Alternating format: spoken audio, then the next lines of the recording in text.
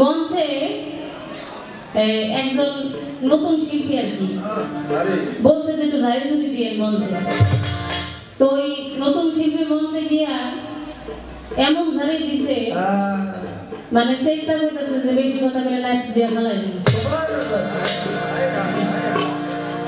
আবার কইতাছে কয় গাড়িতে হিগে এলাম কি আর আমার কইতাছেন কি মামা কি বলে রে আগুনটা বাবুরে দিয়ে দিতেছেন আজকে আপনি মনে করছেন আমি টের পাই না? আমি টের পাই।